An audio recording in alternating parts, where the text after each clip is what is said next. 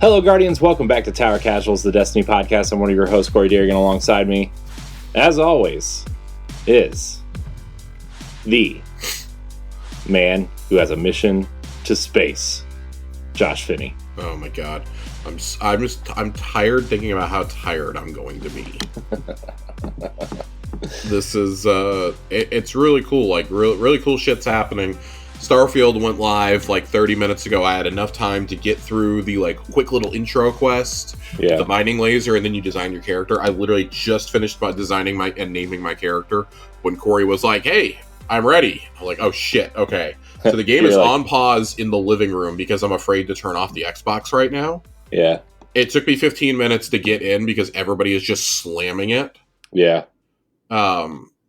So I know we had a couple of questions already. Gus on Twitter was tweeting at me earlier and was like, should we be expecting a Starfield Casuals episode anytime soon? Not on this feed. Yeah. We're going to do it on the Xbox Casuals feed. It's going to be the next episode we do there. Yeah. So look for that, not Labor Day, but the following Tuesday. Look for it the following Tuesday. So like, I think the 12th. Yeah. Look for it then.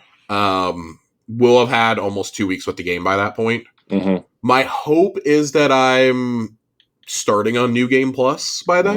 Mm-hmm. Yeah. From everything I read, people are like, just blow through the main story and get to New Game Plus.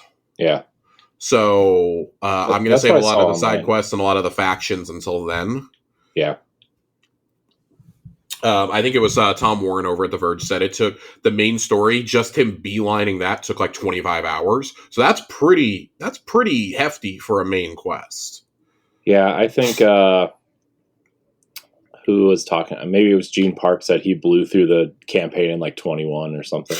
Yeah, the general consensus seems to be it takes about 20 to 25 hours for the main campaign, which I think is pretty healthy for a game this big. Yeah. There obviously is a fair amount of controversy around the game. We are starting off with Starfield corner. Yeah. But there's a little bit of controversy around the scores. I mean, they're just kind of like, I mean, they're not, none of them are like bad, but like, no, I think there were two that were particularly baffling, I think, to a lot of fans. And that was the IGN and GameSpot reviews. Both gave them 7 out of 10s. Yeah. And I kind of wanted to speak to that because I was baffled when I saw them too. And then I saw who reviewed them and I was like, okay, so Dan Stapleton over at IGN. I don't often agree with Dan, but Dan does typically review Bethesda games for them. For instance, he reviewed Fallout 4 and he's been really candid in the past few years about saying like, I probably gave Fallout 4 too high of a score. I think he gave it like a 9 or a 9.5. Yeah. So I think a lot of us, when we figured out he was the one reviewing, were like, oh, he's probably going to err on the side of caution here. And then Michael Hyman over at GameSpot, there's probably not a better RPG reviewer out there these days who like just like specifically nails it with RPGs. Mm-hmm. And I read his review. I thought it was really good. I could already tell though, like I'm probably going to disagree with this vehemently. Mm-hmm. The main complaint I've seen seems to be like, it's more of the same, and if you like games like that, congratulations. This is like the dream Bethesda game. Yeah. Like even like the more negative reviews have basically said this is the Bethesda formula perfected.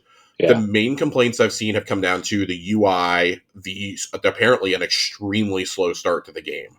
Dan basically said once he got through the opening sections of the game, he was like, I forced my way through them, blah, blah, blah. Once I forced my way through them, though, he's like, I had a blast. And I was like, yeah, I don't know if that merits a 7. Yeah. But like it definitely read more positive than the score was. Yeah. I think my favorite tidbit I saw today was from VGC, and I actually wanted to read this. We talk about VGC a lot on Xbox Casuals. They've got some great reporters over there. Andy Robinson, Jordan Midler, Chris Dierig is not necessarily part of them, but Games Industry is a sister publication. And I sent this to our friend Ray this morning when I saw it. Literally the beginning of the review reads off like basically the byline of it. There are a few games as overwhelming as Starfield. It feels like that moment when you first emerge from Vault 101 in Fallout 3, gawping at its scale, expanded across an entire game. The sense of wonder, adventure, and possibility is an intoxicating trick that never wore off during my 100 plus hours with the game. That's a wild statement to say, I think. Yeah. Like, I saw basically all Fallout 4 had to offer in the base game probably in about 75 hours or so. So to hear that there's like another 25 to 35 hours just in like the base game without even going into, I don't know how much people went into New Game Plus. I didn't read a lot of the reviews. I want to largely stay completely oblivious to the workings of it. Yeah. Right off the bat, there's a lot of really cool backgrounds you can choose from in there. There's some traits that I think people are going to find interesting. That may hint at a few things. The character creator is wild. There's so many options. I don't think it's quite on the level of Cyberpunk, but it's definitely one of the better ones that we've seen in terms of the detail, in terms of what it lets you pick and things like that. Yeah. Obviously, I can't speak too much beyond that, but it's got, at last check, it had like an 88, 89 on Metacritic. Yeah, it's 88 right now. That's really good. Yeah. There are people trying to spin this into a negative, and if that's your idea of a negative, I need you to go outside, touch some serious grass, and it's okay to enjoy something that's not a perfect 10 out of 10. Yeah, that's the other message I would give to people. I don't think it's an either or thing. Plus, these are people's opinions. Like, someone's 7 could be someone's 9.5. Right? I mean, like, I for example, I watched some smaller creators, listen to some reactions from some YouTubers and stuff that I like, who don't normally cover RPGs, but some that are in the Destiny community. Ibanez had a really good review. True Vanguard had a good one. And then I listened to a little bit of Kind of Funny's reactions, and it seems the consensus seems to be like, if you have a 5-point scale, you're probably giving it a 4, giving it a 4 or a 5 out of 5. I like a 5-point scale does give like a lot less maneuverability, but this is also one of those games I think is like, people are going to look at the number and be like, what the fuck? When you look at like some of these like 7s or even 8s, if you have a better experience with it. But I don't think a number can tell the whole story of a game that's 100 plus hours. I encountered the same problem with Persona 5. When I played Persona 5 Royale, I was like, this is a 10 out of 10, even though there were some really frustrating elements to it. After doing the base game and then doing New Game Plus in it, I was like, yeah, this is a 10 out of 10 for me, even though there are things that aggravate me. So like a 10 out of 10 is whatever you make it, right? Like I know here, for example, Beyond Light is a really good example. We were, us and Colonel Panic and Nerd, we were all a lot more generous towards Beyond Light when that came out versus how we were a couple years later. Because, you get caught up in the moment. I think you always think of like the first time you played a game. So like for me, Cyberpunk, even though it was like in a state that people deemed unplayable, for me, it was playable on my Series X. I had a really good time with that game. But I recognize that now it's the developer's true vision. I'm actually really excited to start a new run through of that this later on this month. After I finish my initial time with Starfield, I'm really excited to dive into that for Phantom Liberty. I think that this game is going to be a fascinating study on reviews, on subscription services, on tentpole AAA releases. This is, Phil Spencer said it himself during Gamescom that this is probably the most important new IP for them since Gears of War, and I don't think that's really a debate. Yeah, I don't. I look at other IPs that they've launched, and I'm like, yeah, I don't. Maybe if like Alan Wake had stayed in, and they had been doing Alan Wake 2, and like Control had been under the Xbox banner, maybe we'd say Alan Wake was the one. But in terms of like, because that spawned a whole universe and everything else, like I really think that it's true. Like, and we probably won't see another Starfield this decade. That's the wild thing to say. Oh, like, I know. This is so important. We probably won't see another one until Corey and I are well into our 40s. Oh, gross. Well, I'll probably be approaching 40. Corey will be in his 40s. Yeah. And that's a wild thing to think about. Like Skyrim came out my second year of college. And we still haven't had the follow-up to that yet. That just went into full production like recently, according to Pete Hines. Yeah. The last thing I kind of want to touch on before we dive into Destiny talk is there's been a couple notes that Todd Howard's published this week.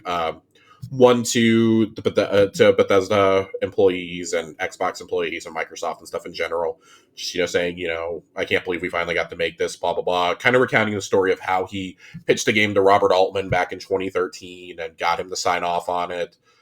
And then there was the note he sent to reviewers. And I actually thought that was a really personal note. It got uploaded today. I think, Tom Warren, posted it over on The Verge. And basically, he was like, we did our very first concept art for this game in late 2013. When Fallout 4 finished, we had a very small team, working on art and story and things like that. He's like, but we knew we had the fixed creation engine. He's like, this game took a lot longer to come out than I wanted it to.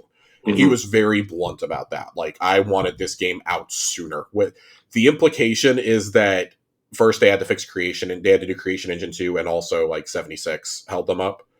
He says they didn't go into full production on this game until 2020 because of other factors like Creation Engine and 76, and then the pandemic hits. For this game to essentially have been like the majority of its development from after the pandemic started until now is wild. Yeah. To cover that much ground, basically since the announcement of the purchase by Microsoft. Yeah. That's just a crazy thing. Game looks like it runs really, really well on the Series S. I've heard no complaints from anybody who's played it on there. I'm going to play a lot of it on there this weekend. I'm going to be laid up in bed. I'm really sick right now. And I'm like just kind of pushing through. But it's like as soon as I'm done with the raid race tomorrow, I am crawling in bed and I'm playing on the Series S until I pass out. Yeah. I'm really excited. Speaking of Series S version, I hear the Series S version is actually like pretty incredible. Yeah, Tom posted a 2-minute clip of him walking around in one of the cities on the Series S, and it was really stable. There were compromises made on the Series S, clearly, but we talk about this all the time with Nintendo consoles. First-party games are always going to look superior to a third-party effort. Mm-hmm.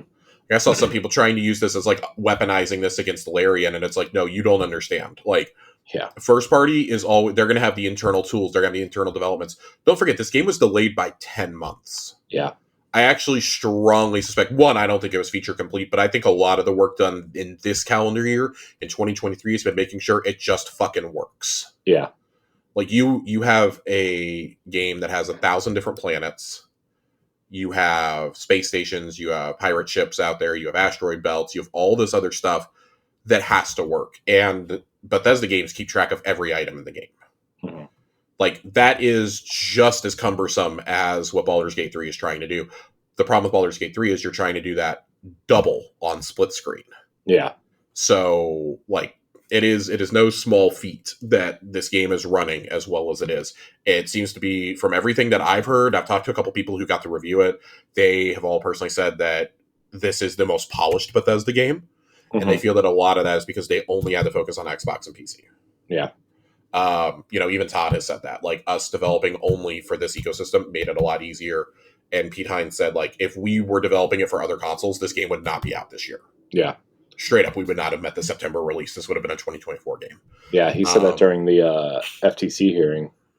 Yeah, during the FTC hearing, and there were some implications of that in the interviews after the summer showcase. Mm-hmm. So I'll get off my my Starfield soapbox for this week. Well, I'm gonna get on it real quick. Oh, please, just for a minute. Please do. So I wasn't going to because I need to play the Destiny story because Tuesday I hit that weird Xbox update bug. Yeah. But I went ahead and got it anyway, the early access, and I'm like beyond excited to play this game. Like, you know me, I like Bethesda games, but I'm not like a huge Bethesda fan like you are, right? No. But man, I saw videos of people flying around on jetpacks, shooting guys, and doing whatever they're doing, and I just like, man, I'm just like, I can't not play this game. I did. I took the background that it's Space Scoundrel. Mm-hmm. So I have better aptitudes in pistols, piloting, and I named my character Han, as a matter of fact. I knew it. I had to, man. First playthrough, got to do it. Yeah. It has increased better abilities with pistols, with piloting, and with persuasion. Mm.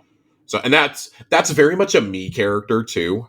Yeah. We were my girlfriend was sitting with me and we were reading some of the descriptions, and there were like 3 or 4 of them, and she's like, I could see you playing any of these styles. I'm like, yeah, I really want to go with the space scoundrel though. I'll probably go for like the thief next, because that's what I always play in Bethesda games, with like the sneak, the bartering, and things like that.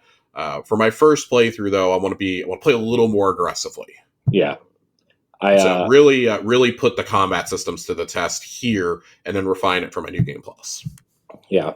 I also, now take this as you will, whatever. I know we kind of just talked about IGN giving it a 7, but I think a really big deal is that IGN Japan gave it a 10, which is like, Xbox has really been struggling to get an audience over there, right? And it's IGN Japan. I don't know how big they are, how small they are, if it's like, I have no idea. But the fact that 2 outlets in Japan gave this game a 10, right, and one of them was reviewed on a Series S, I feel like that's kind of a... Yeah, I'm curious to see. I don't know if they posted their score yet. I'm curious to see what Famitsu gives it. Yeah. That's the big Japanese publication. You get a 40 out of 40, you're like one of the greatest games of all time. Mm-hmm. Historically, Bethesda games get like 37 or higher out of 40. So I'm really curious to see what happens there. Which is terrible. Bad game. Oh my God, terrible game. I'm very optimistic for my playtime. I sound like a real fanboy here, and like I'm pitching our Xbox show. I'm not, but if you want a lot of thoughts, I'll share some Starfield thoughts on next week's Tower Casuals. But full thoughts, we're gonna spend the whole show, a couple Mondays from now, just talking Starfield. Yeah. So I'm really excited. I'm super excited to see what this Constellation Collector's Edition looks like. Our friend Ray Apollo bought the $250 Collector's Edition with the watch. Yeah.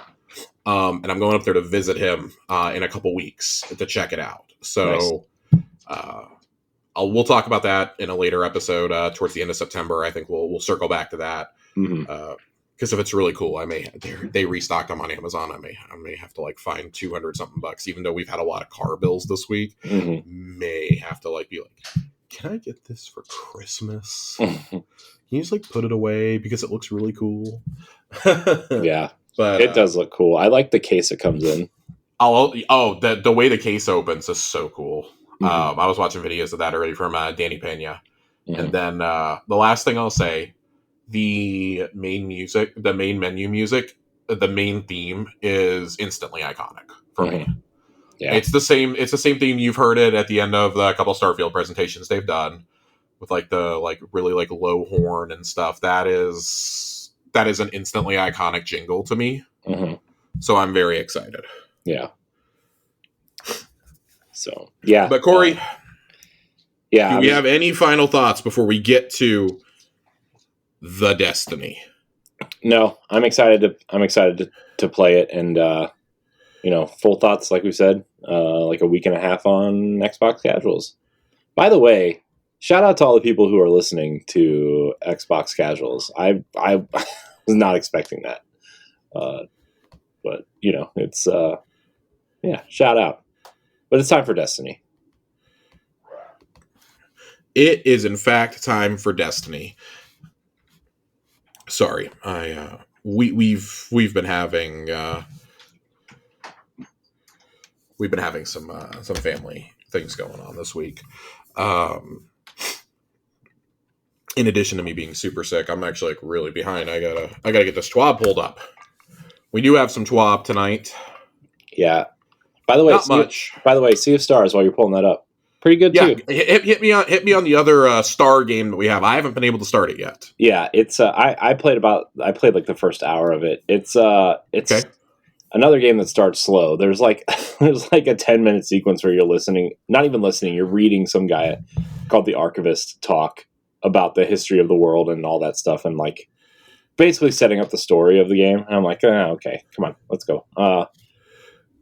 I'm sure, I know it's like really important to the story, but once you get into it, man, it's a really cool JRPG that's like, you're running around the world and the enemies appear on screen and you like run into them, and then like this flash happens and you like jump back and start your battle. Like the battles happen in the area that you're like running around.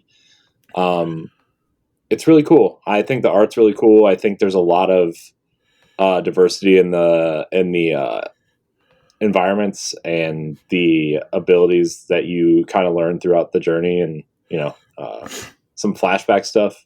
It was super cool to see. So yeah, Sea of Stars is pretty good too. I don't know how much more I'm going to play with Starfield in this season of Destiny, but I'll get to it eventually. But I wanted to at least try it out before we got dumped on here. Oh, we really did. And this is the beginning of the busy season. I was having this conversation with a few friends, and I was like, I haven't finished Tears of the Kingdom yet. I haven't touched it since the end of May. Basically, since Diablo 4 went into early access, I haven't touched it. Yeah. So I've just been like consistently busy. Yeah. I took kind of a gaming break the last couple of weeks, and I just don't know a nice way to say it. I may not get back to it before Game of the Year conversations. Yeah. We are so busy. There's Starfield, there's Sea of Stars, there's Lies of P, there's Payday 3, there's Jasant, there's Spider-Man 2, Alan Wake 2, Forza Motorsport, Assassin's Creed Mirage, Mario Brothers Wonder, Super Mario RPG, Persona 5 Tactica, Avatar Frontiers of Pandora. I'm not saying I'm going to play all of these. Like, I still haven't touched Baldur's Gate 3. Like, there are so many games. This is, I think, undoubtedly, we can say at this point, for the level of consistency that we've had on reviews already and the anticipated reviews we're going to see for things like Alan Wake and Spider-Man and the Mario games and whatnot, this is the best year for gaming possibly ever. Yeah. Dude, Mario Wonder looks incredible. It looks so good, and it's like not even in my top 10 anticipated for the rest of the year. Yeah. Like, that is probably a game that I won't touch until Christmas. Yeah.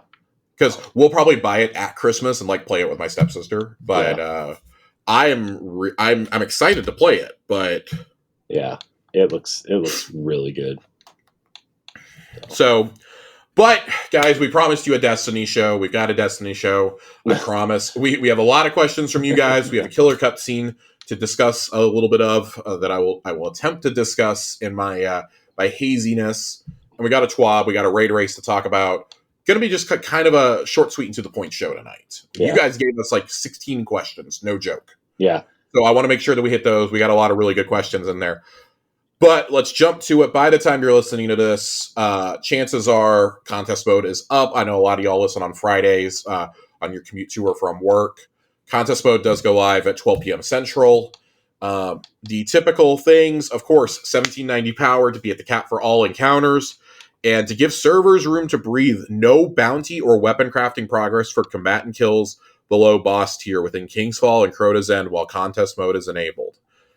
When the first team completes the raid and subsequent challenges, we'll verify that and proclaim them world first winners via the Destiny the Game Twitter account. However, we'll still be performing a thorough security validation, and if we find any activity that breaks the world's first rules, we'll disqualify that team and award the next team the belt. So they basically just want to make sure that you're getting the confirmation from them and that people aren't giving up because they heard that somebody got it. Mm-hmm. The biggest story in the TWAB this week, though, Necrochasm is back, baby. Yeah, that's one cool, of the most beloved D1 exotics. It was really one of those, like, along with Mythoclast, that really like highlighted, oh shit, really cool weapons can come out of these raids. Mm-hmm. You look at the 4 weapons that came out of the raids, and it's like Vex Mythoclast, Necrochasm, which Necrochasm was really cool because there was a quest associated with it, with Husk of the Pit and everything. Mm-hmm. And I don't think, correct me if I'm wrong, I don't think Necrochasm was tied to the raid to, like, you didn't have to finish the raid to start the quest. I believe that was, you had to get Husk of the Pit from killing a random Hive Knight in the Cosmodrome. Yeah. And then you eventually, like, had to beat Crota and get part of the Oversoul and things like that. But you had to do it on hard mode. A lot of us never got it. The actual exotic associated with Crota was No Land Beyond. Mm-hmm. The fabled sniper rifle that became more of a meme than anything. I hate No Land Beyond, dude. The bolt action sniper. Dude, anytime you went into Crucible and D1, if you got killed by that, you knew that you were facing a sweat. Yeah. Ugh. I'm really glad that this is the weapon associated with the raid this time around. It makes sense that this is. If it was No Land Beyond, I think I think that like D1 players would have appreciated the novelty and like the joke about it. Yeah. But I'm really happy that this is the weapon that they're giving us. That makes me think that No Land Beyond will come back at some point in the anniversary as a joke.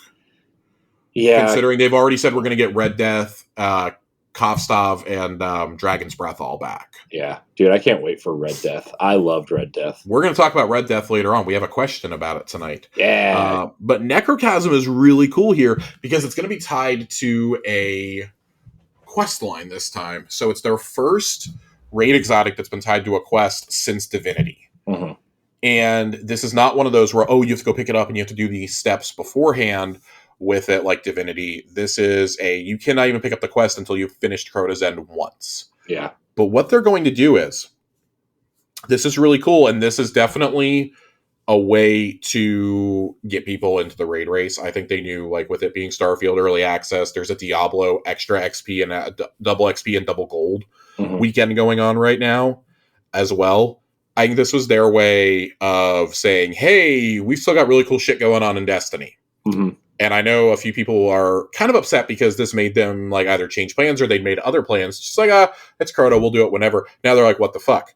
Yeah. Because players that acquire the Bottomless Pit quest from the raid vendor, so from the raid chest after you defeat Crota, during the 48-hour contest mode period in Crota's End will have the quest automatically marked as complete and all rewards placed in their inventory immediately. The quest will not require any currencies to purchase it, and your rewards will include Husk of the Pit, Eidolon Alloy, fully masterworked. Ooh. So both of those are auto rifles. Yeah. Husk of the Pit is, if they keep it to where it was a white auto rifle. Eidolon Ally is a legendary. And then Necrochasm. That is awesome. Yeah. What a perk for people coming in to do contests. I think that this would get so many more people interested in doing contest modes if you did this more regularly. I'm not saying do it for every raid, but especially for these reprised raids, I think just what a great idea. Yeah, this is cool. We were trying to figure out this afternoon that this means that you have to also complete it on challenge mode. And the wording here, they keep saying just contest mode. Yeah. Which is so great. It really makes me think that it's gonna happen. Yeah. So this is cool, man. This is a great thing. This is a great thing. Another note here. So there's a couple of other notes here. Players will notice they can acquire Essence of the Oversoul from completing raid encounters and triumphs. This is required to complete the Bottomless Pit quest if you do not finish within the contest mode, as well as to complete the Weapons Catalyst objectives for Necrochasm. During contest mode, players who obtain the Weapon Catalyst will not be able to progress the objective on it and will statically show the objective progress at 20 out of 35 Essence of Oversoul collected, regardless if they collect additional essences. After contest mode ends, all Essence of Oversoul that the player has acquired thus far will still be respected, and the player may begin making progress on the Catalyst, continuing from the number they previously acquired. If you acquire the quest after the 48-hour contest mode, you will have to complete the quest starting from the beginning to obtain the quest rewards. This is awesome. Yeah. I want to see more of this. Yeah. Especially and I mean, like, let's be honest, there's not a lot of hype going into Crota weekend. This is like the most muted I've seen the rating in a while. Yeah. About excitement for a raid. And I hope that and I expect it to bounce back for the final shape. Yeah. But I think after how easy Root of Nightmares was this year, and now with Crota coming back, there's been some doubts about the challenge of raiding. Yeah. And I echo that myself. I'm not opposed to there being some entry level raids, but I do worry that Crota is going to be another one of those, like, hey, we're going to make it a little challenging for contest, but if you're just handing out the exotic like this, I don't think it's going to be that hard. Yeah. I think this is to like try and get those numbers up and try and encourage people to come play it. But regardless, I still really like this idea. I'd like to see this implemented for, like I said, for returning raids. I think this works. I don't want to see it on brand new raids. Yeah. But I think that if you could find a healthy medium of doing something like this and like doing quests for returning raids, I actually think that would be really cool. Yeah. Maybe do them occasionally for the dungeons as well. Like there should be a healthy balance between RNG and, hey, if you just do this fucking quest, You might have to run the raid a couple of times, but you can get it. Mm-hmm. And I don't think that's too much to ask for people to complete a raid 2 or 3 times to get an exotic. Yeah. It also is confirmed that we are getting 2 sets of armor in this. Yeah, man. I don't know if so. We speculated on the Age of Triumph armor last week a couple of times. Yeah, we did. I don't know if that's going to be in the base rewards or if that is going to be in the master mode. We'll know right away tomorrow. I suspect that the Age of Triumph armor is being saved for master mode. Personally, yeah. What would be really cool is if they kept that a surprise and basically said, "Hey, surprise! If you finished the raid during contest, you get access to the glowy armor early." Yeah. That would be really cool. But since we're already getting an exotic, I don't think so. Like, maybe if you complete challenge mode, you get the glowy armor early. Yeah. But again, like, that's about the only thing they could tell me to make me want to go do challenge at this point. I'd almost rather spend my time. I was talking about this with my team earlier. I'd almost rather spend my time getting people the guaranteed exotic than worrying about getting an emblem. Yeah. We're not competing for World Source. I mean, my team's not even going in until 2:30 Central, I don't think. Yeah. 2:30, 3:30 Central, something like that is when we're starting. One of our team members has to work during the day, so we're starting a couple hours later. That's totally fine. I just wonder at what point are we going to be able to jump in and do that. Yeah. So it's cool though. I love the look of the glowing armor. It's so much cooler. The glowing armor looks Necrochasm looks awesome. Yeah. Just hats off to the design team again. It looks awesome. The promo images look so cool. Yeah. And of course, it's not a raid without some loot, right? Sure it is. Well, I'm talking about some physical goodies. This Crota raid ring is bitchin'. Dude, the ring, the pin looks cool. The belt looks cool. Like, it all looks cool, man. If the display poster wasn't like $80, I would consider it. Yeah. That's really cool. I've always regretted not getting the print they did of Vault of Glass, which was like $35, and I've always regretted not getting it. Mm-hmm. If this was like 30, 35, I probably would have gotten this. Yeah. This is so cool. I would have gotten this, framed it, and put it up above my desk. But I have a Excalibur plaque in the mail, so I can't be buying too many things. Sure you can. The Sword Bearer title is really cool. I think the design for the seal is awesome too. It's the Oversoul. Yeah. That's really cool. That belt is awesome. Mm-hmm. Man, I can't wait. This is all really cool. And it's funny because it's like stuff that I'm not outside of the like generic Crota Zen pin that you get for just that you can earn for doing it this season. Yeah. I don't think I'm going to be buying anything else, but that's a really cool little memento to buy. I love how the raid pins look. I've gotten the raid and dungeon pins they've done so far, and I think they all look awesome. Yeah. Just wish that shipping didn't cost me like $12 an item. I know. Twitch Rivals is doing an event tomorrow. Again, if you're listening to this beyond Friday, this is probably irrelevant to you, but they are doing it. Professor Broman is going to be hosting it. We love Broman over here. Love Broman. He's the guy. He's the guy that started me. Him and Gathalion were the two that got me to start watching streams. Broman has since retired from competitive raiding, just due to so there were I think there were some health concerns at some point. Yeah, I think somewhere around like not for maybe Shadowkeep or Forsaken, maybe. I want to say he stepped away before Deepstone because they started doing what they called raid tailgates. Yeah. And Bungie was like, "Hey, this is awesome. We want to partner with you on it." Now it's a whole thing with Twitch. There's a special emblem. I think the emblem looks cool. I'll always take a free emblem like that just for having a stream up. And since we're starting later, I'm going to watch a couple of teams go in and do it. Some smaller teams. Yeah. But yeah, from 10 a.m.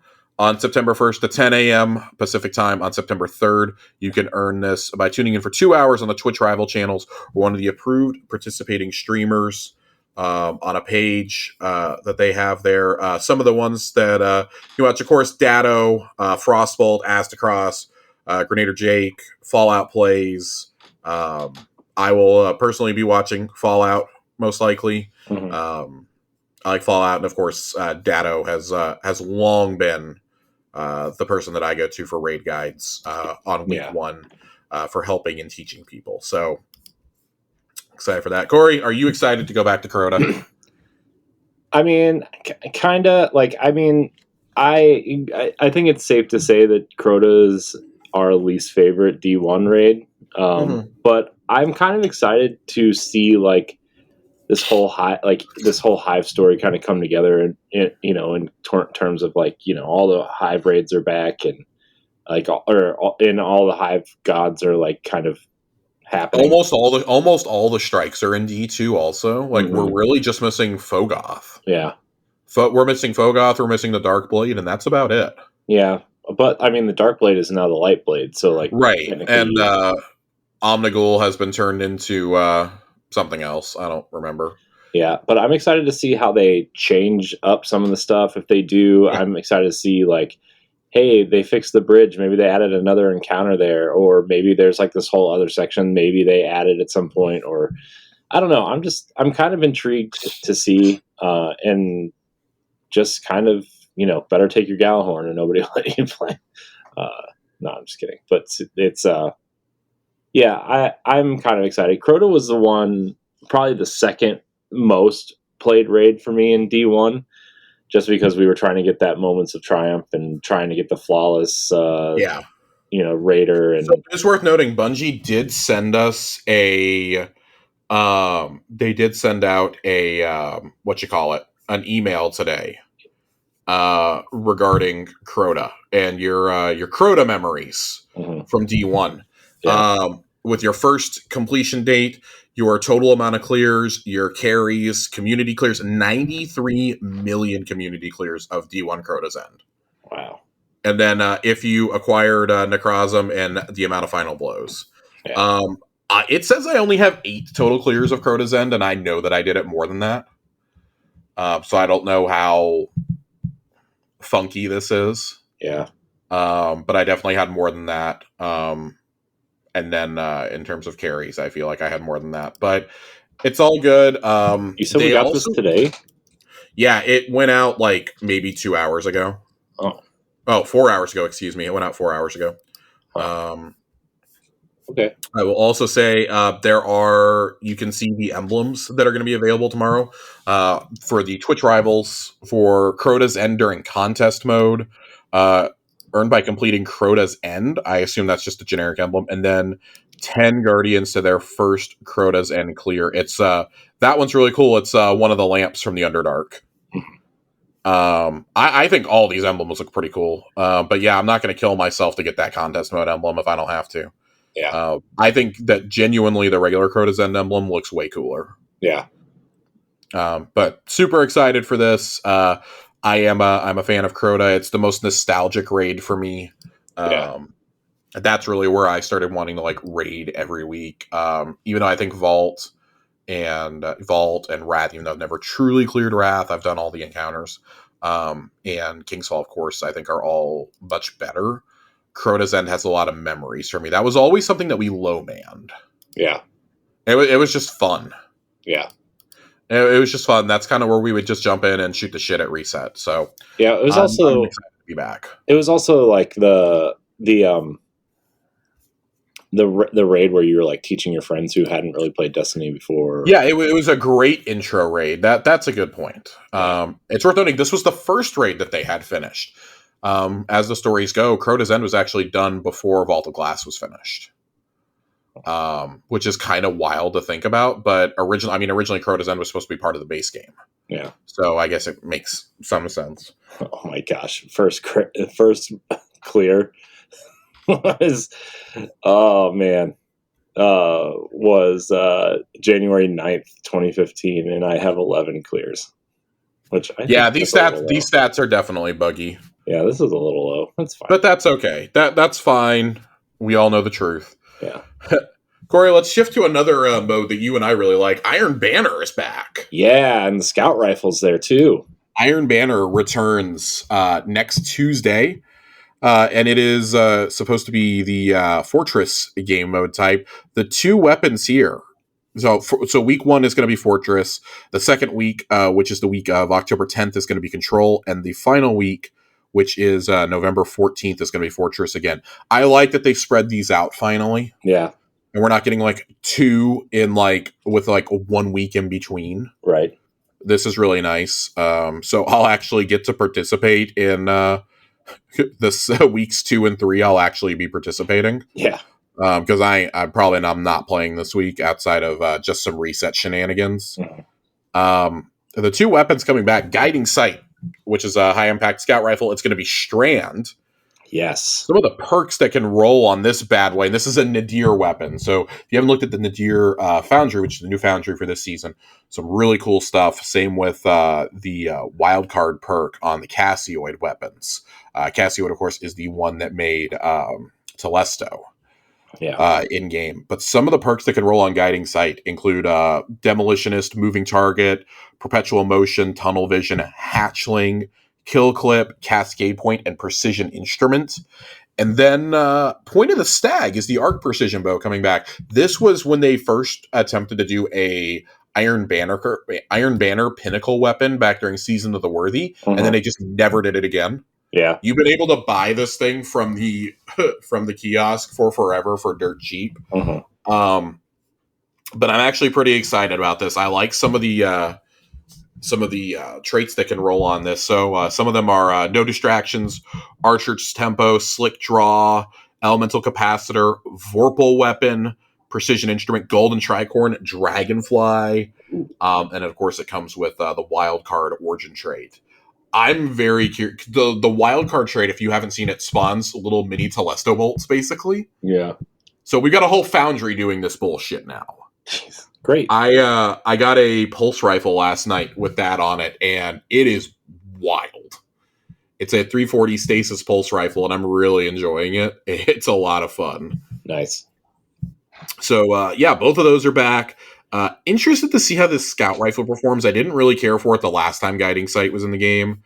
Point of the Stag is an old favorite, though. I'm not a big bow person. It's great. I do wish Volt Shot was on this, but that would probably make it like a legendary Trinity Ghoul, and I think they're really trying to avoid that. Yeah. Especially with a pinnacle weapon or a more pinnacle weapon. Yeah. There's a little bit in here about why at the launch of Season of the Witch we had cabbage errors. If you want to read about that, kind of giving a little bit of a peek into the back end. Not going to go through that. It's a lot of stuff that we talked about in the past couple months. What about Stasis? There's been a lot of outcry about Stasis not being a part of the what do you call it? The artifact for the last couple of seasons. I saw that. For our Stasis lovers out there, we have some things coming up regarding abilities in Season 23. Not only will the seasonal artifact feature Stasis perks, but there will be some Stasis ability changes coming, including Glacial Quake, Frost Pulse, Winter Shroud, Glacial Grenade, and more. We'll have an artifact and abilities preview with more details as we get closer to the launch of Season 23. So I probably wouldn't expect to see anything on that until like end of October, beginning of November. Yeah. That feels like a pretty safe time to decide that. And man, we really we should talk about this. Raid contest mode disables. This was put all the way down here instead of up in the raid section, which is kind of weird to me. Yeah, this should have been up in the Tessellation has been nerfed for the raid race. Warlock Weave Walk aspect, it's currently disabled in all raids and PvP activities as it is. The Titan Banner of War aspect, the Foe Tracer Exotic Hunter Helmet, the Elemental Munitions mod, and the Overload Hand Cannon mod have all been nullified within the raid for the world's first and contest mode clears. So just so you know. And then the last thing that we really have to talk about here that we need to talk about. There's been some there were some complaints about Gallarhorn behaving kind of weird in this new season. Beginning with the launch of Season of the Witch, Gallarhorn's behavior was slightly altered. This was due to a recent fix to an issue causing projectiles to inadvertently damage immune enemies. The side effect of this fix has unintentionally impacted how Gallarhorn operates. Due to the boss DPS dominance, we had previously planned to dial down its damage in a future update. Because this unintentional change resulted in similar changes to those plans, the current behavior of Gallarhorn will be maintained while we monitor performance. It's kind of frustrating that they waited 10 days to tell us this. Yeah. This was an issue that most of us noticed immediately upon starting Season of the Witch. Yeah. But I mean, it's true. It was so dominant. You could see Dado posted a video of it when people were talking about like meta DPS, and he's like, "It's rockets. How can you not say it's rockets?" And it's him just beating the absolute dog shit out of the Ghost of the Deep boss using Galley. Yeah. And they one phased it. So with that boss with all that health, they were. I mean, even on our first run, Nerd Sammy and I only had to do like 2.5 phases of damage to kill the boss. Yeah. That was on day one, not knowing what we were doing. Yeah. So it's rockets. It's rockets, guys. But I do find it very funny that they had it planned for a future update, which meant Galahor was still going to be dominant during the contest mode. Yeah. Now a bunch of us are like, I think it was Fallout today, was like, well, got to throw out half my script for raid loadouts now that they've disabled all this stuff. If you didn't think Banner of War was not getting disabled, I don't know what to tell you. Yeah. That thing is absolutely absurd.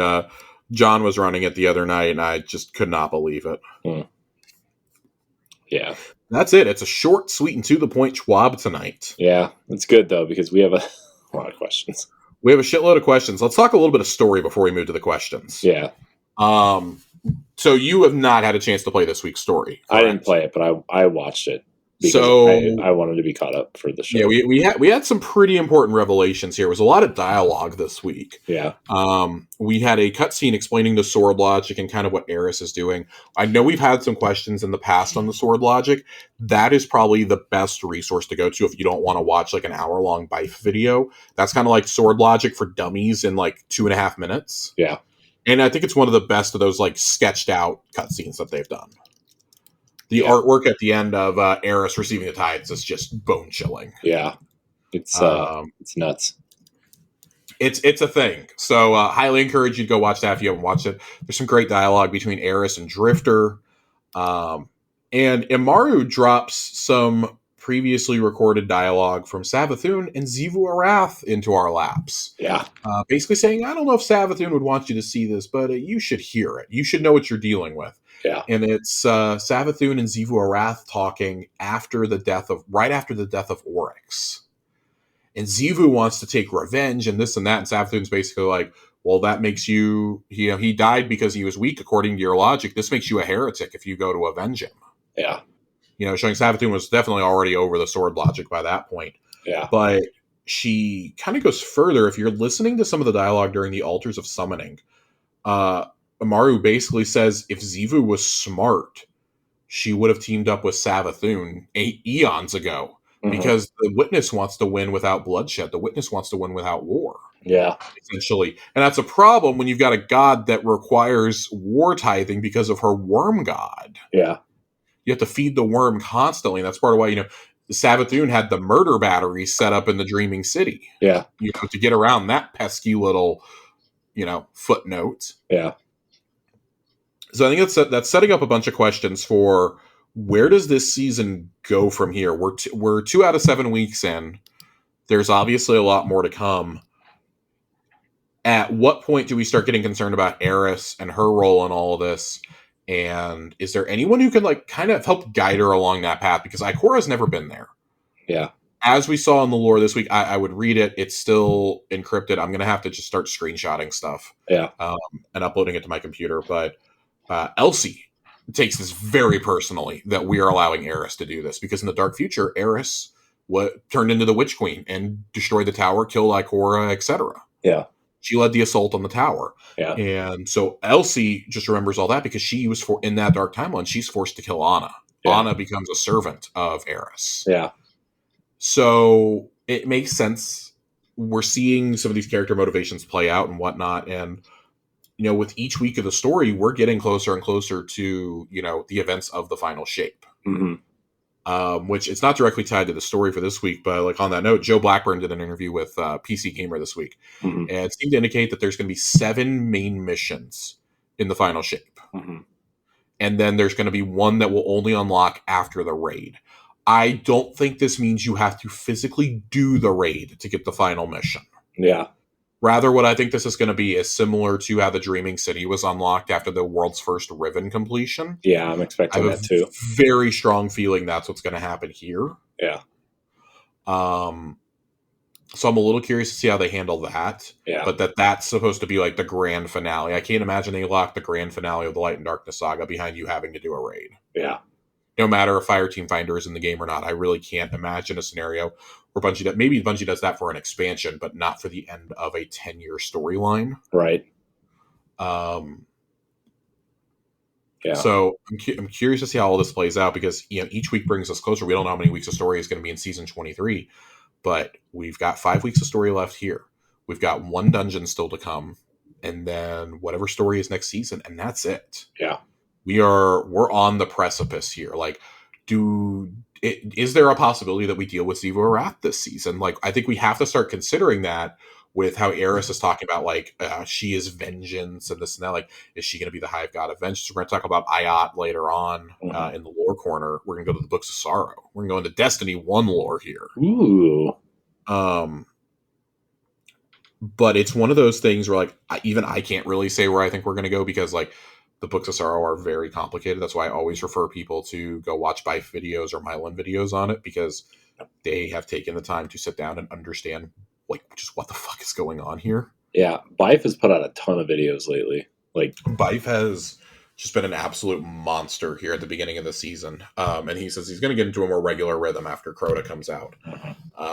So I'd encourage to stay up with him. In regards to those storylines, not that we're not going to talk about them here, but ours are going to be very like surface level conversations compared to going as in depth as a guy with a whole channel built on video game lore is going to go. Yeah, and not just like a 5-minute section, but literally like 20, 25, 30-minute videos sometimes, even longer. And like I think that what they're doing with the story is really fascinating because I don't think any of us expected this at all. I didn't. We knew we were going to deal with like Ziva Wrath and Savathun this season. I don't think any of us expected Eris to have to become a Hive God and for us to be tithing and this and that. The deck of many things.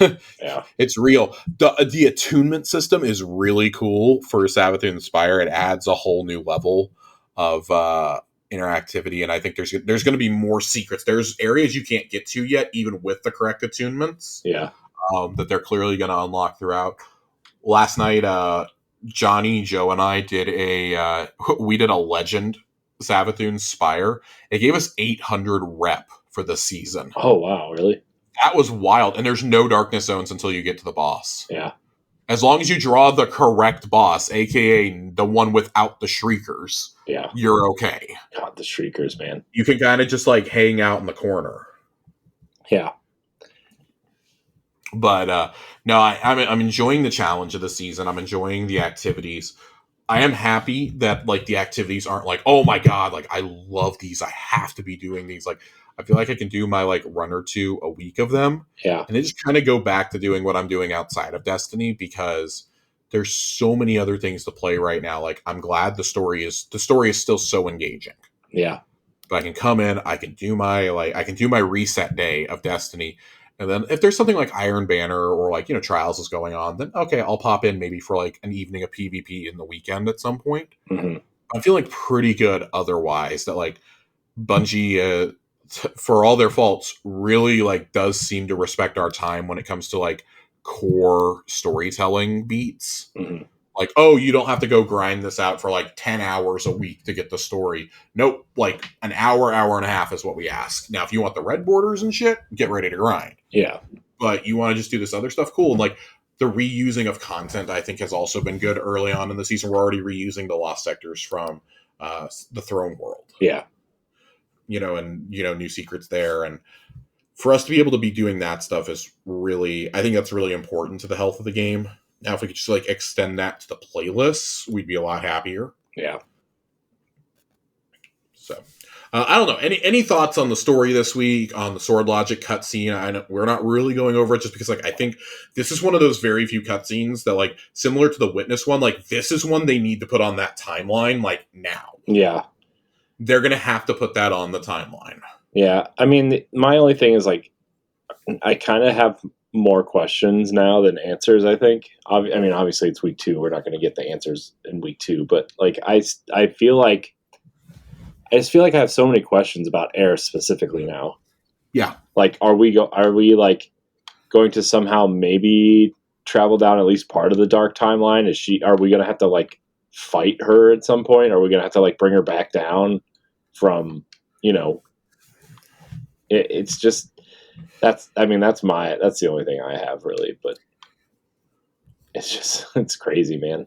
The whole idea of her becoming a hive god is like, I mean, we knew she was kind of toying with hive magic, and the little green ball is like, oh, that's clearly something hive or darkness related. But the fact that, like, I mean, even last week when we saw like the big like things come out of her shoulders and the mask fall off, Yeah. like it's just nuts. Yeah, I do wonder if like she's gonna maybe like I don't think we're gonna have to fight her. I think that would be like too much for a story beat in a season. Yeah, But like maybe we don't fully like exercise it from her at the end of the season, and like we have to deal with that in like post final shape content. Maybe that's like that episode that we see, the hive related episode. yeah, I could very much see that happening. Because like there's not only this, there's also like, you have to remember, I don't think she stopped it.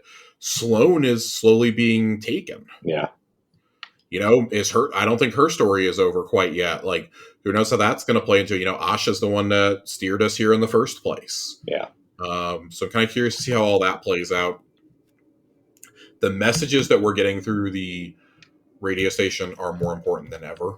Yeah. I encourage you to be listening to that stuff if you're not listening to them. I think they're actually forcing you to listen to them as part of the storyline now. Yeah. Because there's so much in there. And I'm curious to see like if maybe some of these side characters like Imaru become more important going forward. Yeah. Because, he's forming this reluctant alliance with us because it's what Savathun wanted him to do. But to what extent? Right. The enemy of my enemy is my friend type scenario. And is that right? It's like kind of all hands on deck at this point against the witness. Yeah. And it's kind of what he like refers to, like, well, none of us like him. You definitely are in Savathun's favor because you killed Rolk, and that's no easy task. Mm-hmm. So there's a lot to process this season, I think. Yeah. Definitely. One other thing, before we jump into just this insane amount of questions and a very strange lore corner, Yeah. I played those memory missions that are on the timeline this week. Yeah, I played the first one. The free Monte Carlo. Yeah, I definitely see what they mean by these are not full missions. Mm-hmm. They just kind of like give you a taste of what those expansions were about. Yeah.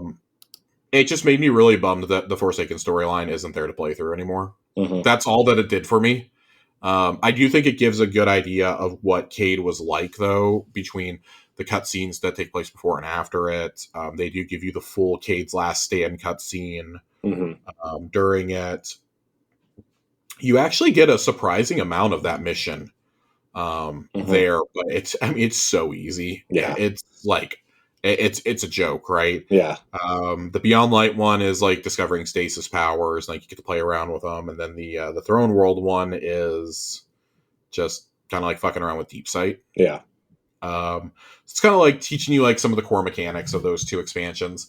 It's a good idea. It's a start, but this is still like really hollow for one of the campaigns being gone completely. Yeah. I think I would have liked it better if they would have had like missions from. If they had a couple of missions from Forsaken, because there's so many key things that happen there, like maybe have that and have the pursuit of Uldren in the Dreaming City. Yeah. I think both of those should have been there. Maybe the first fight against Fikrul. Yeah. And I think there should have been some stuff from the Red War as well. Yeah, I mean, we talked about this when we were... The fact that the Homecoming mission and the taking back the tower are not playable... But there's so many... They basically have all the Red War cutscenes in these memory flashbacks. The fact that those are not playable is a sin. Yeah. It's just really... Like, overall, it's just really frustrating. Yeah, I mean, when we were talking about maybe what Project Goliath was at some point, and we thought maybe it would be some sort of, like, streamlining of the campaigns. Like, I'm still really hoping that that's the 10th anniversary announcement. yeah. I'm huffing a lot of copium here. And by that, he's chugging a Red Bull. I'm drinking a Red Bull while I'm sick as a dog. Yeah, that's a terrible idea. No, it's a great idea. Just get your heart pumping and sweat it out, Josh. Yeah, I mean, I guess I would encourage you doing those missions if you somehow don't have Monte Carlo yet. Do them just for Monte Carlo. And there are 3 seasonal weapons you'll get. You get an Austringer, you get a Judgment of Kelgarath, and a whatever the stasis LMG was from Season of the Risen. You get one of each of those. Mm-hmm. Cool. Whatever. Like you can deep sight them with your deep sight bucks, I guess. Deep sight bucks. All right. Let's jump in, Corey. We've got a lot of questions here. Yeah, we do. Let's do it. Link Chef writes in with our first question.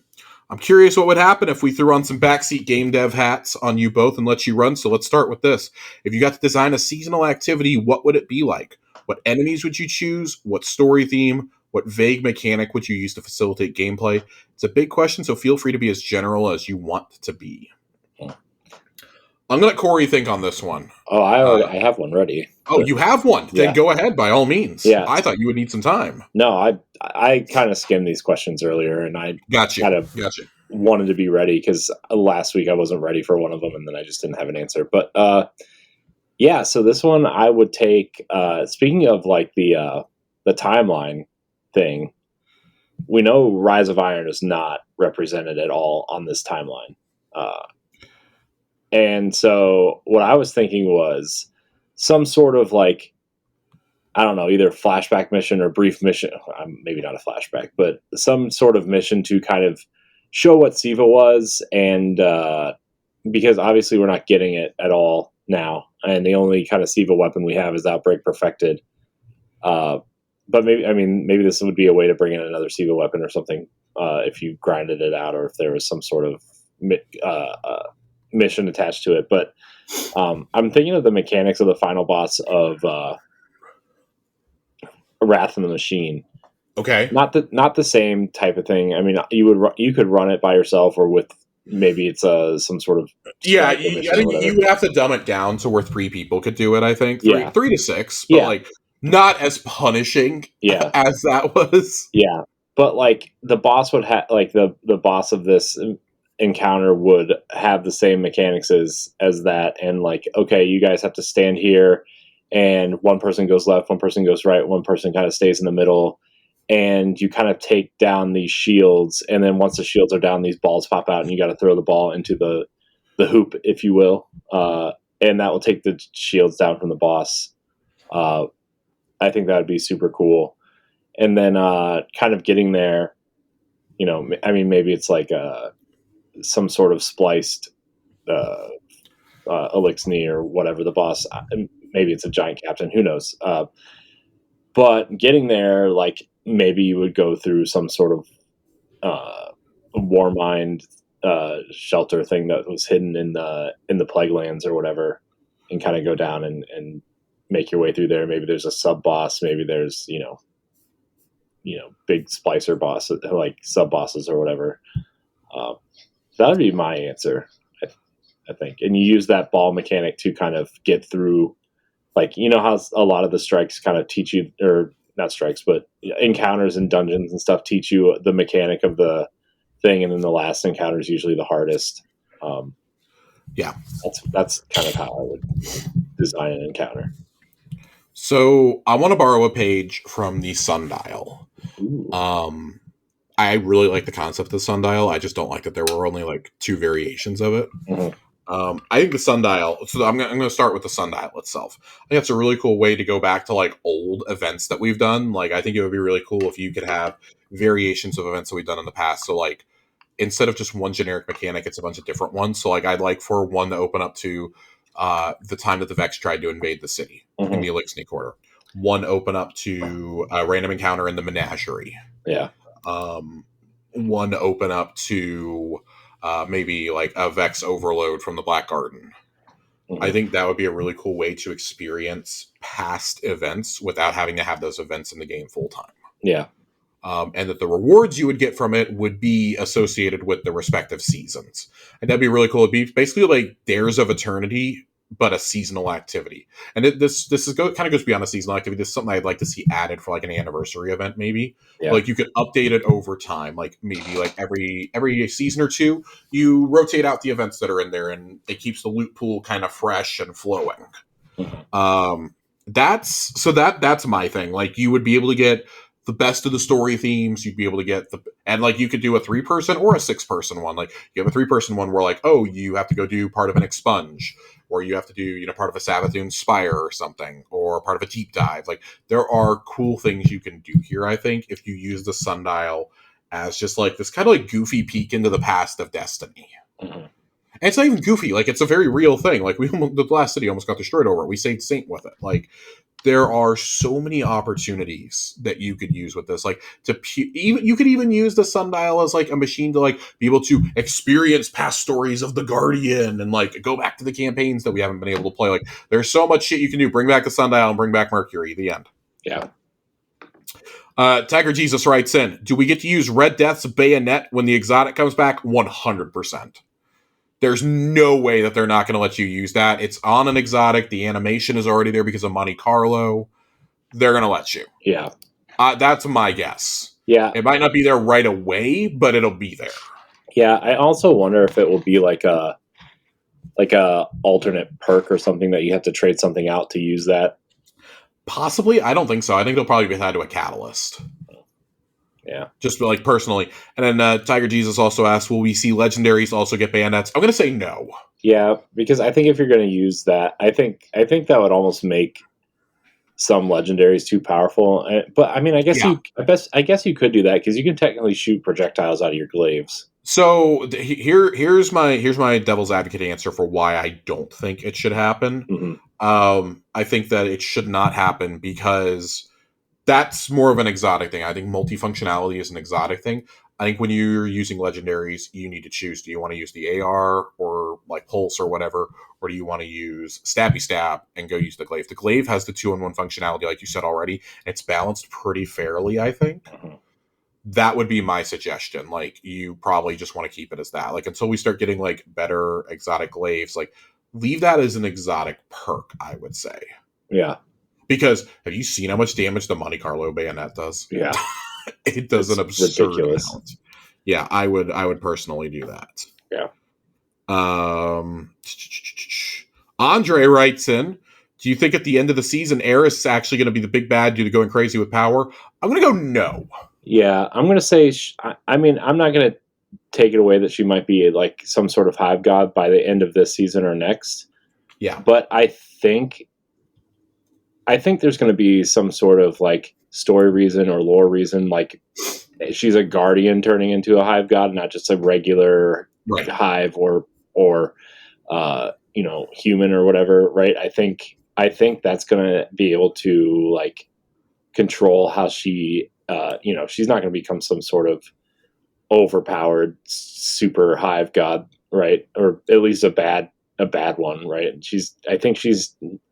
I don't think she's going to become the Eris that we've grown to know over the last decade, but I do think that she's going to stay a hive god and help us and become some sort of, able to control hive at some point. Yeah, I think making her an antagonist this close to the final shape is just creating unnecessary problems. Yeah.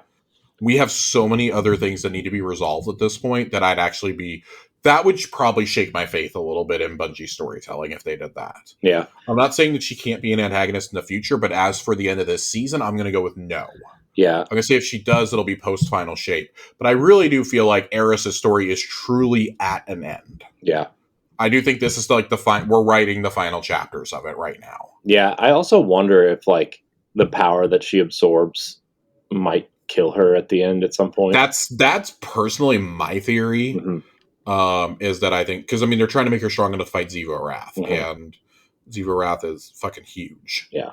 But I think part of what keeps Eris also grounded is she, unlike the Hive siblings, unlike Arash, Zero, and I forget her name, Savathun, becoming their respective Hive god selves. All three of them gave into the temptation against the worm god, against like the Leviathan advice, mm-hmm. right? I think with Eris, it's different because she has Ikora, she has Elsie, she has Mara, she has the Guardian, she has Drifter. Like, she has so many pulling her back. Like, Imaru's kind of like goading her towards it, but because he knows that if she's off the board, Savathun's Rise to Power is going to be so easy. Yeah. Eris really is our best weapon against anything Hive. I think Imaru knows that, but also, like we discussed earlier, the enemy of the enemy is my friend. Yeah. Like, he doesn't want to see her go corrupt any more than the rest of us do. Like, he basically is like, oh, we need to keep an eye on her. Mm-hmm. So, Nerd writes in and asks, Nuggies or Tendies? Nuggies, man. Nuggies? What are you talking Nuggies about? all the way. All the way. Not even a question. Spicy. The spicy ones from Wendy's, man. I need spicy Chick-fil-A nuggets is what I need. Yeah. Dude, that might actually prove to be fatal for me, though. Yeah, dude. So if Chick-fil-A got spicy nuggets, it would be the end. I just lost my place. Titan Class writes in, I went back and rewatched the showcase, but during the part about Fire Team Finder, did y'all catch that one of the test players was wearing an emblem from Wrath of the Machine? Absolutely, we did. Yeah. Corey and I were very excited about it. We did not mention it on the post show, but we did catch that. I'm very excited. I think they had to give everybody a little bit of hope because so many of us expected that to be the raid this year. Yeah, I think it's the reprise raid next summer. It has to be. Yeah. It has to be. And if you're going to tease it in there, then they knew what they were doing. Yeah. They knew what they were doing. 100% they knew what they were doing. Yeah. Jiggly Panda. Jiggly Panda. A couple of questions. If either of you had to draft a fantasy team with Discord members and Destiny characters for your fire team for a raid, who are y'all choosing? Oh, God. So we have to pick, what, five people? Or, yep, we have to pick 5 people. So, like, people and Guardians or people or Guardians? I'm saying people or Guardians. So people or Destiny characters. Who's going I'll let you have the first pick, Corey. Okay, well, I'm picking Zavala because I'm tired of being a Bubble Titan. Wow. Rude. Rude. I'm going to the community. That's fine. Taking Joasis with my number 1 pick. Oh, man, that's a good choice, man. We need that. Taking Joasis. He's great. He's great on Overwatch duty. He's great at explaining mechanics. I'm taking Joasis with my number 1 pick. Oh, man, that's good. That's a good one. You know what? I'm going to take Fox.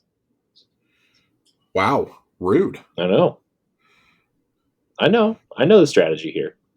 I'm going A1 Johnny with my next pick. I need a trusty Titan by my side. I need someone who's ready to pull out the bubble. I need someone who's ready to yeet. I need someone who's ready to pull out big hammers.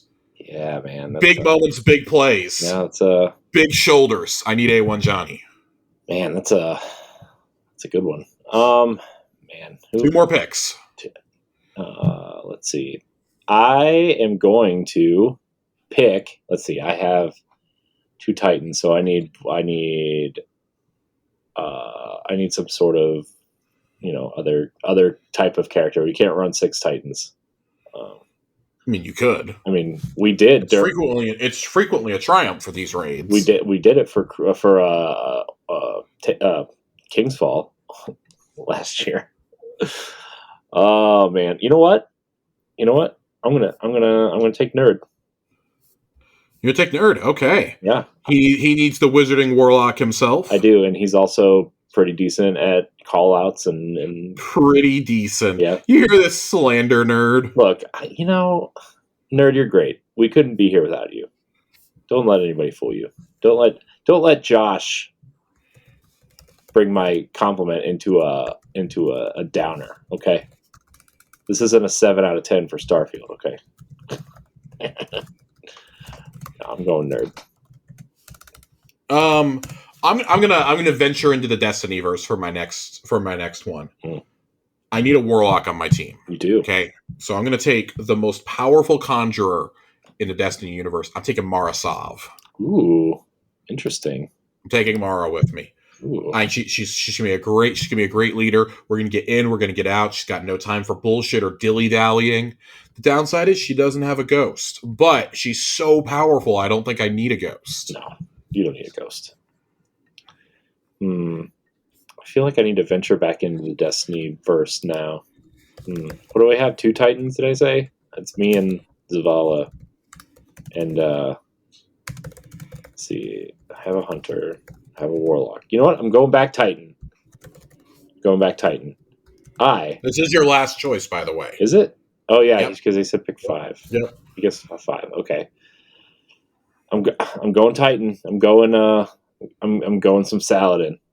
He's got some rage. Saladin. He's got some rage. He's got some, he's methodical. He's got that giant axe that he can take out, many ads. Many ads. So that's my pick. My final pick. So I'm gonna stick with the Destiny verse here. My final pick. Man. So I've got a Titan on my team. I've got a jack of all trades on my team. Mm-hmm. In Joasis. I've got Mara Sav with me. Mm-hmm. I am a hunter. My last member I'm going to choose.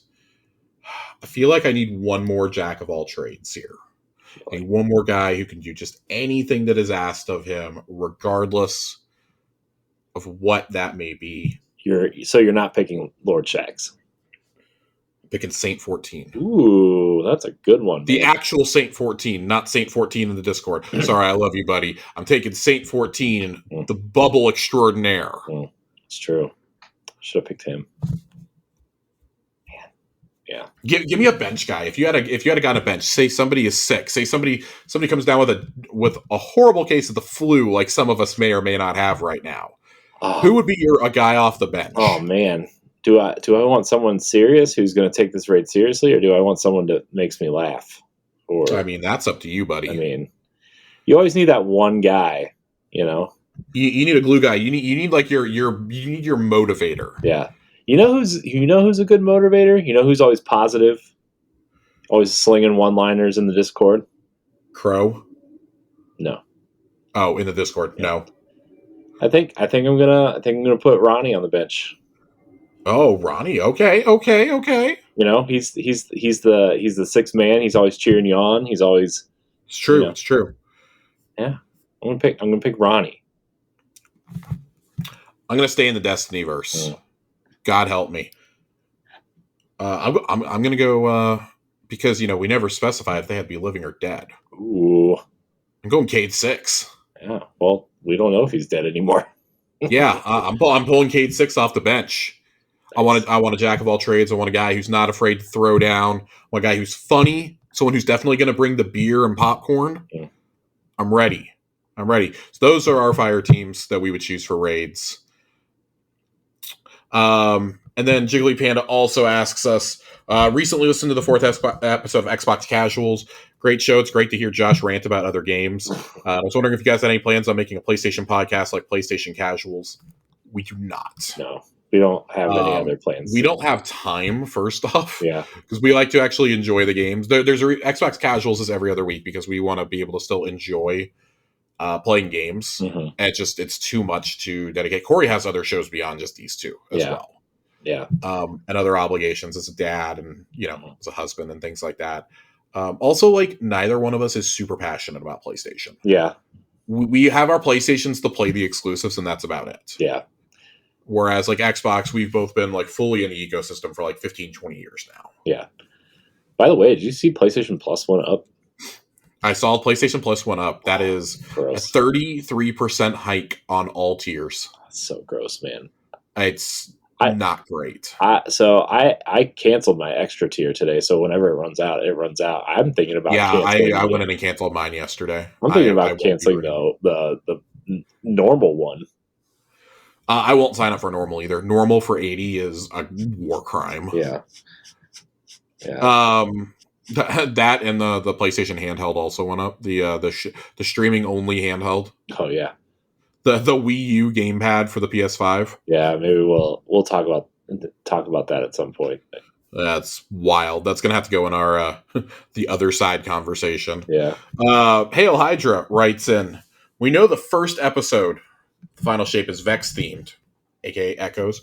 What are you hoping for story wise for it? To me, there's a lot of mystery around them, and if we're going to be Vex focused, it needs to be done right instead of just Cabal or on Neomuna and look, robots. I'm hoping it's time travel. We talk to the number one hottest character, the Exo Stranger, and get to finally see who she was talking to in Destiny 1. So this is a really hard question for me to answer without us seeing exactly what we're going to do in Destiny: The Final Shape. Yeah. Because I do think that like the obvious answer here is something having to do with the Black Garden. Mm-hmm. That is still one of the biggest mysteries I think of Destiny is like, well, what exactly is the Black Garden? We know it's supposed to be like the birthplace of the Vex, but or not the birthplace of the Vex, but like it's weird. I'd love to go to the Vex Forge, but I don't think that's going to be in an episode. That would be a brand new destination. That's like something you put into the next saga. Yeah.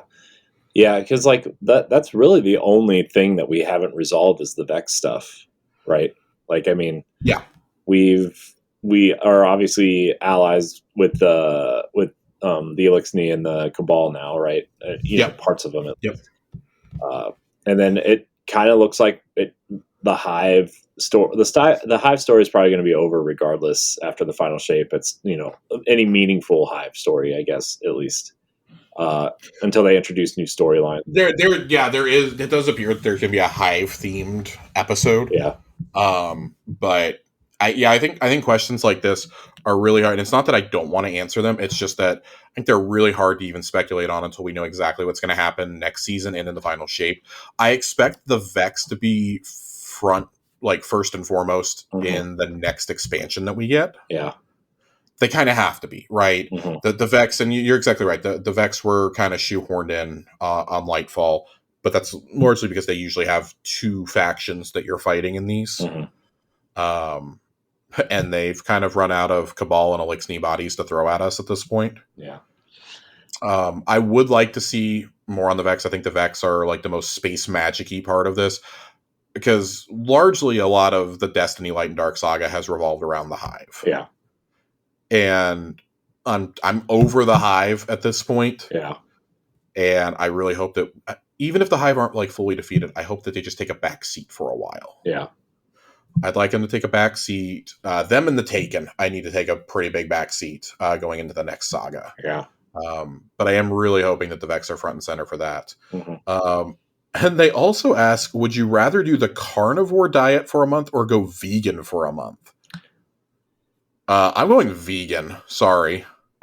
Man, I can't eat that much meat without getting sick. So yeah, I mean, I've pretty, unless I'm cooking a hamburger at home, like I've completely ended eating red meat. Yeah, I'll have a steak maybe like twice a year.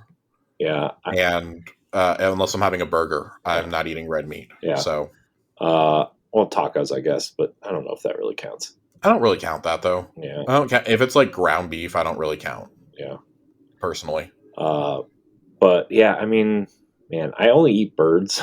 If that. We eat a lot. We eat a lot of chicken and fish. Yeah, chicken and turkey and that would be like. Would be hard for me to go do on vegan, but I feel like I could still do it. There's enough options there. I would call up our friend Colonel Panic, who's a vegan. I would call him up and get some suggestions to get through the month. Give us the list. 30-day vegan diet. Andre writes in and asks, "What is the sword logic?" My friend, you can go watch this week's cutscene. Yeah, that will explain all. That will give you like a boilerplate explanation of it, and then beyond that, I would recommend reading some Bife and Mylan, watching some Bife and Mylan videos. We have discussed it in the past. It is really hard for me to condense down into like 2 or 3 sentences. I would say probably the easiest way to explain the sword logic is it's a tithing system where basically power is the victor and the lesser combatants are fed to feed the strength. Ultimately, everything is a tithe system. It's a tribute system within the Hive. That's what the sword logic is. Yeah. It's a fancy way of saying it's a tribute system. Yeah. So that's why you have things like murder batteries going in the Dreaming City. Joasis asks, what Crota weapon are you most excited to craft and why is it Swordbreaker? It's what is it? Is it Fang of Ear Yet? Is that the LMG? No, that's the scout rifle. Okay, well I do want Fang of Ear Yet. I want whatever the LMG is, Song of Ear Yet. I don't remember what it's called. Yeah, it's something. But I'm very excited to craft that. LMG was one of my absolute favorites in D1. I'm really excited to craft it, especially if they give me Volt Shot on it. Mm-hmm. I will be running that constantly. That thing was a blast. Yeah, I'm looking it up because I'm No, Song of Uriut is the heavy machine gun. That's the one I'm thinking of. Song of Uriut. Yeah. That's the one that I want. Yeah. Very excited. What about you, Corey? I mean, as a Crota veteran, I love Fang of Uriut. I love the scout rifle. I used it all the way up until we like D1 stuff was retired. That's fair. Nerd is asking for updated raid rankings. Give them. I will say, hold your bippy. Early next week, we will have updated raid rankings. Yeah. On the next episode, we're gonna do them once we've had time to reflect on D2 Crota. Yeah. Whoever I bring in for the review, I have not decided that yet. Whoever I bring in a review with me, we will do an updated list of raid rankings. Mm-hmm. And then Corey and I will give our definitive ones post final shape. Yeah. We'll have a discussion on that one once we can look back at the whole saga. Yeah. Hail Hydra again writes in and says, I'm seeing two opinions in the community. 1, kill Savathun again as soon as we revive her. Or 2, have Savathun help since we know from lore now she hates the Witness and would help us. Are you team kill the witch or team new friend? Team new friend. Yeah, team new friend. The Witness. We need everyone possible to fight the Witness, to get through the portal. Mm-hmm. There's still story beats to come. The enemy of my enemy is my friend. I'm not saying that, we like her, but she does have this odd respect for our Guardian in particular. Yeah. Because we crushed Crota, we crushed Oryx, we have killed so many Hive lieutenants and generals at this point, they got to be running out of them. If nothing, Bungie's naming department has to be running out of names here. We basically have wiped out the entire hierarchy of an entire alien race of gods, of death gods that have been around for 30,000 years. And she's like, well played. Well played. You also didn't destroy my ghost when you had the chance. Well played. And, hey, what do you know? It's actually a good thing we didn't crush Amaru. I'm team new friend. Team new friend, of course, 100%. Yeah. Me too. Yeah. So I would like to kill her, but the reward of not killing her is greater. Yeah. We need the knowledge that she has, even though she backed up so much of it. Yeah. This was like a multi-year scheme on her part. Like basically from the minute Oryx died, she started putting plans into motion here. Yeah. I wonder actually, because you want her as a friend, and she's obviously going to be some sort of ally going towards the Witness, but I wonder if the Witness kills her, and that's how she exits the story. I've been pretty vocal that I'd love a throwdown between Xivu and Savathun. Yeah. I even wonder if it could be like Savathun and Eris versus Xivu. Yeah. And then, like, maybe Eris and Savathun take each other out. I don't know. Like, oh, well, Xivu's out of the picture. Let's just get it over with. Yeah. Let's throw down now to take both of them off the board before the final shape. Yeah. But it feels pretty clear that we're, like, trying to thin the Witness's ranks right now. Mm-hmm. Which leaves Aramis as the big question mark. Yeah. What's going on with Aramis? So I hope that if Eris exits the story, or even when Savathun does, that they are given a much more gracious and like better exit than Amanda Holiday. Yeah. Which is still so bad. They clearly wanted stakes and it just did not work. Yeah. And I think that's going to do it for our questions tonight. Yeah. I actually wonder if when the Witness is defeated, if that's just going to naturally end maybe Aramis's story at some point, or I think if there's any of the villains, quote unquote, that are going to be redeemed, it's Aramis's redemption arc is sitting right there. Yeah. She hesitated on firing the Warsat lasers, and that was just enough time for Anna to override everything. Yeah. She's really only doing it out of fear of the Witness being behind her. Yeah. And then basically when, then she went to go do it and it didn't work. Mm-hmm. She told Mithrax what was going to happen and basically saved Mithrax's life. Mm-hmm. By teleporting in behind him and throwing up stasis. Yeah. So I don't think that it's as cut and dry with Aramis. I do think they're setting up for a redemption arc of some kind. Yeah. Whether that leads to, her becoming a guardian or her dying. There's only so many characters we can bring back, villains we can bring back via ghosts. Mm-hmm. We've already done it with Savathun. We've done it with Crow. I don't think we can really do that card again. Mm-hmm. It's the idea of anybody being brought back with a ghost is now feeling like a crutch that we're on. It's like when streaming was first starting out and shows were getting canceled, and you were hoping that like Hulu or Netflix would pick it up, a la Arrested Development. Mm-hmm. Yeah, well, And we you're saw like, how oh that turned out. a streamer will save it. A streamer will save it. You know, Brooklyn Nine-Nine is a really big example of that. Yeah. Like someone's going to save it, and I don't want that to become a crutch. Like having a ghost it's a special thing. It's a special responsibility. Yeah. And we've all, I think we're all of the opinion that, if there is a Elixni risen, it's going to be Mithrax. Yeah. It's going to be Mithrax, assuming his destiny is the Kell of Kells. Yeah. And considering what Ido's journal is part of the collector's edition, right? Yeah. Like I don't think it's going to be Ido. We kind of discussed that during Plunder, I guess. But I think it has to be Mithrax. It's got to be Mithrax. But we got our 6 months of speculating on that one to do. Yeah. So, Josh, you forgot the most important question. I did not. I deliberately ignored it. It's GIF, by the way. It's GIF. Yeah. I can't. I don't care. The creator's wrong. He said GIF. The creator of the GIF said GIF, and it's GIF. It's wrong. It's GIF. He's wrong. He's wrong. Corey, let's take a trip to the lore corner. Lore corner. We're going to reach all the way back to the Taken King on this one. Shout out to Joasis for pointing me in this direction, by the way. Joasis. He sent it to me the other night saying, I bet you already got lore corner playing now. I was like, I do not, as a matter of fact. But he sent it to me, and I'm glad he did. And we're going to read it. We're going to say, fuck it, we'll do it live. Doing it live. This is from the Books of Sorrow. XLVIII, which translates to 48. Ayat.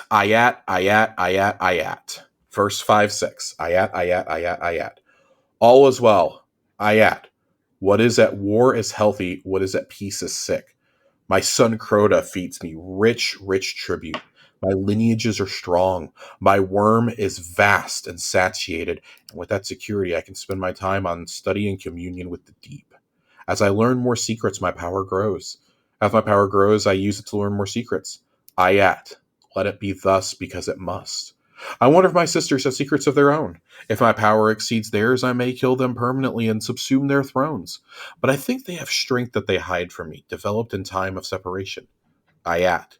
The only meaningful relationship is the attempt to destroy. Savathun asks if I have as much a slave of the deep as my taken. She asks what price I pay for my power. I am not taken. The hive is not the deep. The deep doesn't want everything to be the same. It wants life. Strong life. Life that lives free without the need for a habitat of games to insulate it from reality. When I make my taken, I make them closer to perfect. I heal their wounds and enhance their strengths. This is inherently good. Ayat. The only right is existence. The only wrong is non-existence. I am Oryx, the first navigator, the Taken King. Ayat. Let me be what I am, because to be anything else would be fatal. So I think this is really cool. First off, that this is Oryx speaking, and obviously speaking about Savathun way back in 2015 is when this came out. This is when this was first in the game. In the calcified fragments you could find aboard Oryx's Dreadnought. And I think it's really important that they keep bringing up Ayat. There's this recurring theme that Ayat is essentially war is all there is to existence. Basically gaining power is all there is. So when you hear Eris chanting that's essentially what she's essentially channeling that belief that through tribute comes strength, through strength comes power, through power comes war, through war comes strength. And that is really dangerous. That's really dangerous. And if it was anybody other than Eris, I'd probably be a little more concerned. Well, I'd 100% be more concerned. With Eris, though, you have to remember she's the only one who can truly think like the Hive after she spent all those years in the Hellmouth trying to escape. They're watching her fire team get slaughtered. She's overcome her demons. She was the one who helped us infiltrate the pyramid on the moon. She went back there, and that's where she found the power of stasis for the first time. She communed with it and, got her creepy little green orb that she uses all the time. She stole an acolyte's eyes, and that's what she uses to see now. Like, There's nobody more in touch with the Hive without actually becoming Hive than Eris until this moment. Yeah. So for Eris to be doing that, that's clearly part of the ritual that she knows that, like, and Savathun knew also when we were going to undertake this, that we basically, in order to beat Xivu Arath, we have to think like Xivu Arath. Right. So it's funny that Oryx kind of leaves the instructions in a way. Yeah. For this, but also like with his, his specific guidelines, what he saw as heretical and what it wasn't. Like it shows even here, we don't know much about Savathun, but knowing what we know now, like Savathun already had strayed from this way of thinking eons ago. Mm-hmm. She had strayed from it before the first collapse. Yeah. So I think this is interesting. I'm going to read through a lot more of the Books of Sorrow, I think, coming up over the next week or two, because I want to do more of a dive into them to see if there's some more context clues here. But yeah, I think that's the biggest takeaway. And it's probably one of the biggest takeaways of the season already, is just what exactly does Ayat mean in the terminology that Savathun and by extension Eris are using it as. And it basically is what we say, basically power is everything. Mm-hmm. Without power, you have nothing and you can't hope to compete. So Eris is essentially going to try to channel the power of tributes into her body, and well, we'll see how that one goes. Right. So, guess we'll find out. That's going to do it for Lore Corner. Ayat. Is that the name of the episode? I don't know. I just feel like I said it enough times. We do have before we get out of here, there was one more tweet from Bungie that came out from Bungie Help. In addition to the items announced in today's TWID, the following items will also be disabled during the world's first race for Crota's End. Traits and functionality in the following items will nullify game-wide with additional negative impacts to power levels if equipped. And those include Overload Hand Cannon, and that's in Crota's End only, Frenzied Stacks Artifact mod, and all Ammo Reserve mods, and all Font Armor Charge mods. So that's a lot. I know a lot of us have really built into ammo reserves. I personally have. This is probably to combat the fact that people like Joe Aces can get 14 fucking rockets on their rocket launcher. Yeah. With bipod. So that guy. Keep that in mind. If you've listened all the way through to this and you plan on doing a contest attempt, keep that in mind. Mm-hmm. Yeah. Well, good luck, everybody, on your raid attempts this weekend. I will be cheering you on from the sidelines. Got a lot of stuff going on this weekend, so no raid for me. But I'm excited to hear about it next week and learn what's new and what's different and what's exactly the same. So yeah, but I'm excited. Yeah. But Josh, what do you say we get out of here? Let's get out of here. My nose is starting to really itch and it's starting to run a little bit. So yeah. So I want to thank everybody for watching and or listening to this episode of Tower Casuals. If you want to hear Josh and I rant about other games, check out Xbox Casuals. It's on the same YouTube channel and on your favorite podcast app. Even if you type in Tower Casuals, it will show up. So we've also had a request for a questions thread for Xbox Casuals, and I forget who it was that was requesting it. I want to say it was Hail Hydra was asking in the Discord earlier. I told him that we would put one up as we get closer to recording. Yeah. Xbox Casuals. We'll put that up. I'll post it in the podcast feed. I'm not gonna blast everyone. Yeah. With it, but we will. We'll put one up. Yeah. See how it goes for right now. Yeah. Especially because we really do want to keep the Discord primarily a Destiny community because we are doing the Xbox podcast because we enjoy it, but Discord is still going to primarily be Destiny. If you want to talk about Xbox games, there's a general games channel at the bottom with some of the more popular games. And we do have a Starfield channel. Yeah. I created one yesterday. Yeah. So, but Josh, thank you for your time tonight, as always, especially since you're kind of sick. So, very sick. Where can we find you? You can still find me on Twitter at Josh_fan. And you can find me in Discord, of course.